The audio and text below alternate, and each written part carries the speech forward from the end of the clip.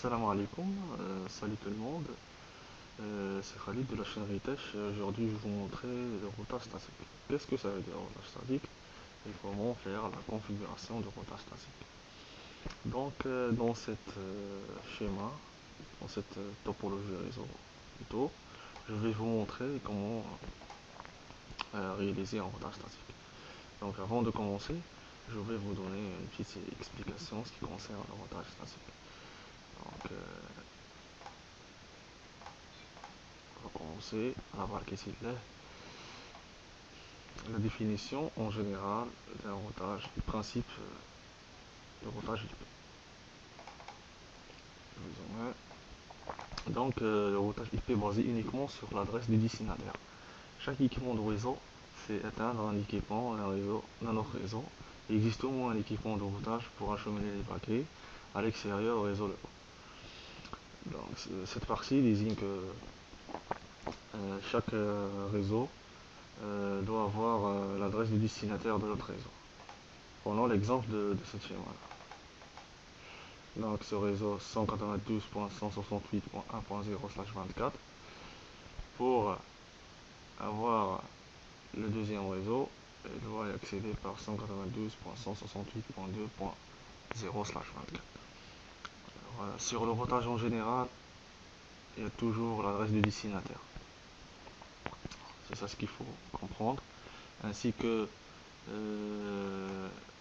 la table de routage, comme il est écrit ici. Les informations de routage sont mémorisées dans la table de routage des équipements de routeur. Donc chaque routeur doit avoir une table de routage dans laquelle il peut comprendre, il peut transmettre les données. Sans table de routage, on ne peut pas avoir une liaison entre des différents réseaux. Alors ici on a trois réseaux différents. Si on lance par exemple un ping d'ici vers ici, ça va pas marcher. Donc voilà. Parce qu'il n'existe aucun routeur. Alors sur ce routeur, on entre sur Enable. Sur le mode privilégié, on fait Show IP route. Donc Show IP route nous montre que on est seulement connecté sur le réseau 192.168.1.0, le réseau de routeur bien sûr, et le serial 10.10.10.0. Alors ce réseau plutôt, il comprend que leur propre réseau. Il ne voit ni le deuxième réseau ni le troisième réseau. Grâce au routage statique, on verra ce type de routage statique. S désigne statique. Alors, avant de commencer, il existe deux types de routage, le routage statique et le routage dynamique. Donc, dans cette vidéo, Inch'Allah, on verra juste le routage statique. D'après, un jour, on verra le routage dynamique.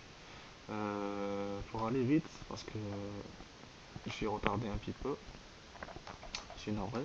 Alors, au niveau de la configuration, on a la commande IP rouge. Alors, si on veut aller dans le réseau voisin, on va rappeler leur adresse réseau. Voilà. Il faut bien comprendre que c'est l'adresse réseau, pas l'adresse de routeur. Parce qu'il y en a qui met l'adresse de routeur et me dit oh, ça marche pas. Alors il faut mettre l'adresse de réseau et le masque par défaut de l'adresse de réseau et le chemin de réseau. Par exemple, dans cet exemple ici, il a mis 172.16.1.0. C'est l'adresse réseau de ce réseau. Et le masque bien sûr. Après, elle a mis le chemin. Voilà, ça c'est le serial. Il va prendre ce chemin-là. Bien sûr, pour sortir. Et on a aussi le IP route. Ça c'est par défaut si on veut viser tout le réseau avec 00000. Prenons n'importe quel chemin, n'importe quel masque. Avec bien sûr un chemin qui va être envoyé dans l'ensemble des réseaux. C'est au lieu de faire dans chaque réseau manuellement. Mais dans cette topologie, on va saisir manuellement dans chaque routeur leur configuration, bien sûr. Allons-y à la barre qui est là. Enable. Déjà, je suis enable, config, IP routes 192.2.0 155.255.0. Il va prendre la route 10.10.10.2. Voilà, c'est ici 10.10.10.2. Ça, c'est 10.10.10.1. WR. Sans oublier le troisième réseau. Ah ouais.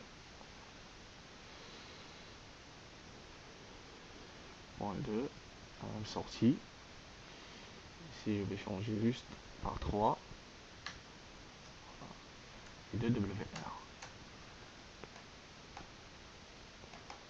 toute façon, en deuxième routeur, deuxième réseau, je vais entrer sur le mode Enable, privilégié, config. Voilà. Et je vais choisir IP route 192.168.1.0 155.155.0. Avant j'ai mis 10.10.10.2. Ici je vais mettre 10.10.10.1. Entrée.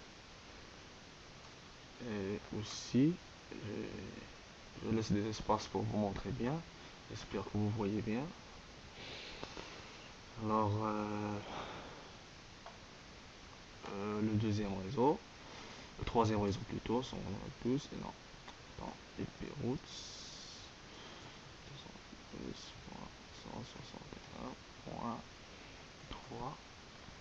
161.3.0.255.255.255.0. Je vais prendre la route 20.20.20.2. Voilà, pour y arriver. Oui, exactement. WR. Je vais aller au troisième réseau, bien sûr. Enable, conf-t, configuration terminale, IP route. Ah, ça ne va pas marcher. IP route 192.68.2.0 155.255.255.0. Le next app c'est 20.20.20.1. Il faut faire attention au niveau de saisie. Toujours il faut sauvegarder.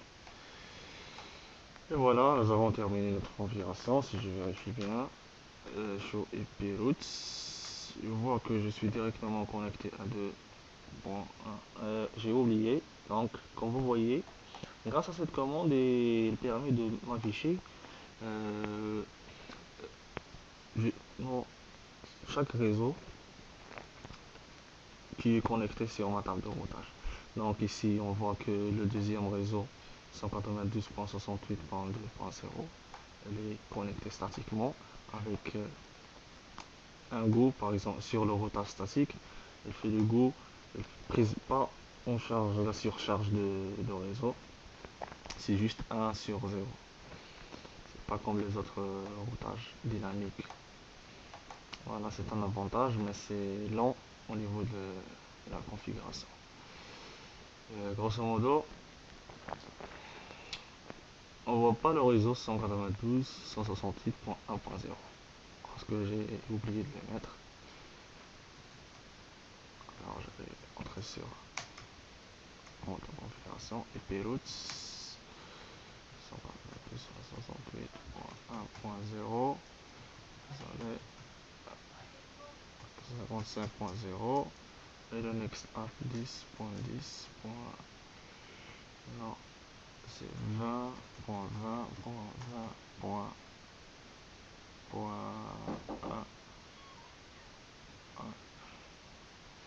Ouais, c'est ça la sortie de WR.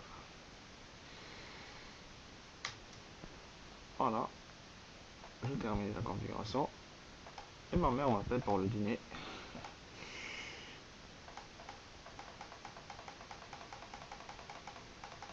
Successful. Et le deuxième, bien sûr, ça va mettre successful. Donc j'espère que vous avez bien saisi le montage statique. Désolé pour cet arrêt. Comme j'ai dit, j'espère que vous avez bien saisi cette vidéo.